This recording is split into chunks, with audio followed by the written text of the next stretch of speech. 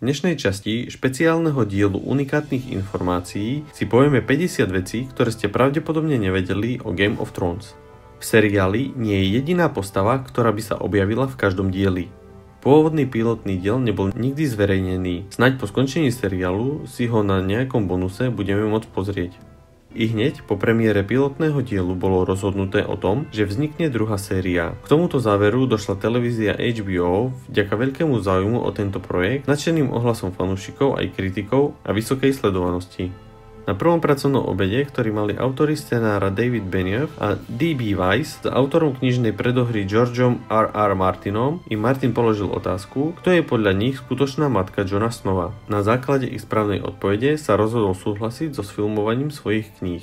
Scéna v prvej epizóde prvej série s názvom Zima sa blíži, keď sa všetci vo Winterfell zhromaždia, aby privítali Roberta Baratheona, je jedinou scénou v seriáli, kde môžeme vidieť rodinu Starkovcov celú pohromade.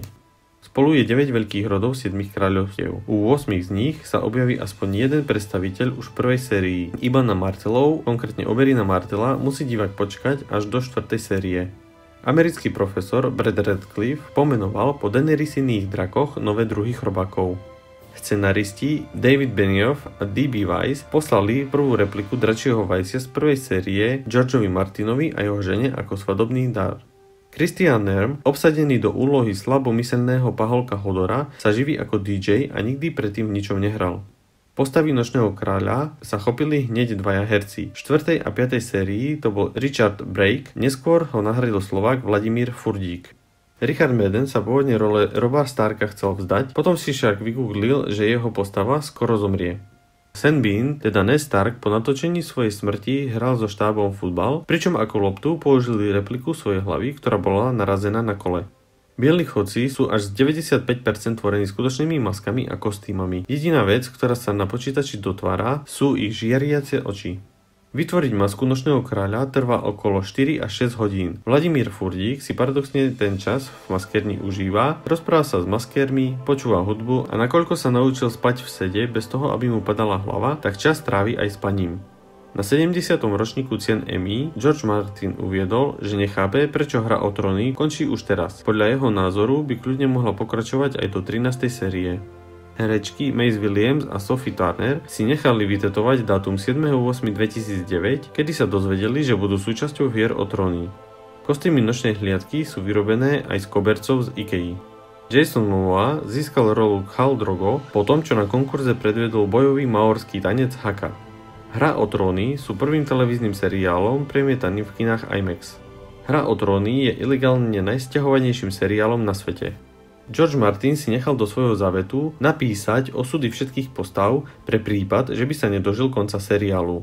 V 9. epizóde 6. sérii pod názvom Bitka bastardov sa na Jona Snowa v realite rútilo 40 koní. Hra o tróny je jediný seriál, ktorý naraz natáčali dva štáby. V 10. epizóde 5. sérii, keď sa Lina Headey zriekla svojich hriechov a prechádza sa po uliciach mesta Naha, ju zastúpila dublerka. Dotracký jazyk vymyslel lingvista David Peterson z 30 fráz, ktoré vymyslel George Martin a ktoré nájdeme v jeho knihách. David vymyslel celý jazyk špeciálne pre seriál. Obsahuje 3165 slov. Jazyk má dokonca vymyslené aj pravidla pre výslovnosť, pravopis a syntax. David Peterson vlastní tiež slovník dotračtiny. V seriáli sme dodnes mali možnosť počuť iba minimálny zlomok celého dotrackého jazyka, ktorý Peterson vymyslel. V 1. až 7. sérii sa objavilo 330 postav, z ktorých 185, teda 56,4% zomrelo. Všetky úmrtia až na 2 boli násilnou smrťou. Je známe, že vďaka Hre o tróny profitujú cestovné kancelárie a krajiny, kde sa seriál natáča. Severnému Írsku seriál prináša do štátnej kasy vyše $100 miliónov ročne. Antické marocké mesto QZZ zažíva turistický boom, keď jeho návštevnosť rastla o viac ako 200%. Návštevnosť Islandu a chorvátskeho Dubrovnika stúpla o 20%. Pri vytvorení zlovlkov sa George Martin inšpiroval pradávnymi psovitovými šelmami Canis dirus. Tieto šelmy žili približne pred 15 000 rokmi a boli zhruba o 25% väčšie ako súčasní siví vlci. Odhľadnúc od toho, štáb hier o tróny na vytvorenie zlovlkov použil vlčie plemeno psa Northern Inui, ktoré ešte postprodukčne digitálne zväčšili. Vlčie plemeno Northern Inui je krížencom sibírskeho huskyho, malamuta a nemeckého ovčiaka. Americká asociácia chovateľov nemeckého ovčiaka od roku 1988 viedla The Dire Wolf projekt, v ktorom sa zaoberali šľachtením psov, ktorí pripomínajú veľkých vlkov, ako boli Canis dirus. Od čias seriálu je o projekt opäť zvýšený záujem a takéto veľké vlčie psy si môžete kúpiť za $3000 za kus. Soundtrack seriálu sa nahrával v Prahe. Jonathan Pryce bol vybraný do role najväčšieho vrabčieka High Septon pre svoju podobu s pápežom Františkom. Výroba železného trónu trvala 2 mesiace. Je vysoký 2,5 metra, tvorený dreveným orámovaním a stovkami mečov. Múr je vysoký okolo 213,5 metra. V priemere je za epizódu zabitých 14 hrdinov. Vyššie číslo mal v tom čase iba seriál Spartacus, Krv a piesok.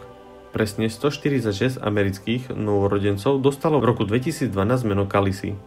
Herec Jack Gleeson stvárnil rolu Jeffreyho tak dobre, že mu sám autor knižnej predohry George Martin napísal: "Gratulujem k úžasnému výkonu, všetci ťa nenávidia."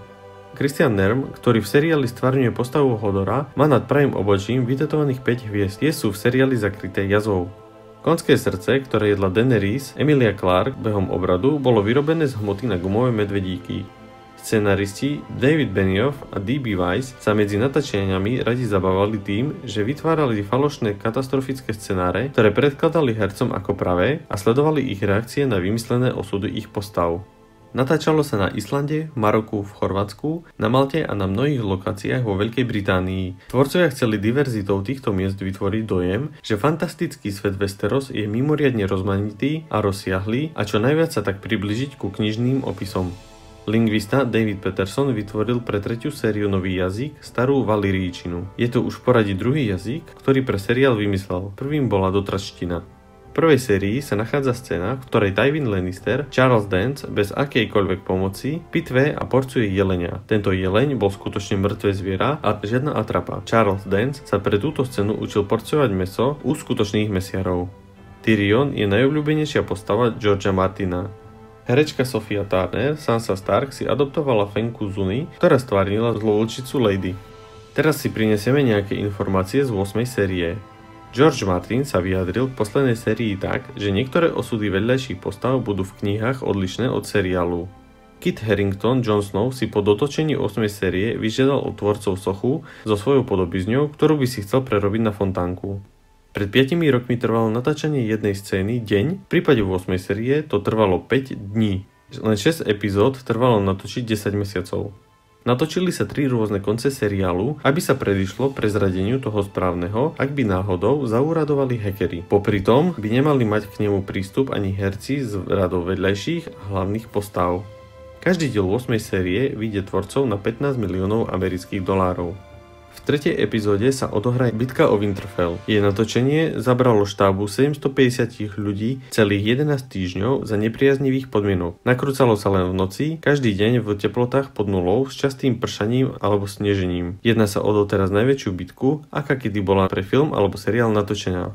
Manželka Kita Haringtona, Rose Leslie, sa ho pýtala, ako skončí Hra o tróny. Kit neváhal, všetko jej prezradil a ona sa s ním 3 dní nerozprávala. Na dnes to bolo všetko z nášho ďalšieho dielu unikátnych informácií o zaujímavostiach zo seriálu Game of Thrones. Ak sa ti toto video páčilo, nezabudni sa prihlásiť na odber, dať like alebo palec hore, napíš nám aj komentár, ako sa ti video páčilo a nezabudni aj na zdieľanie.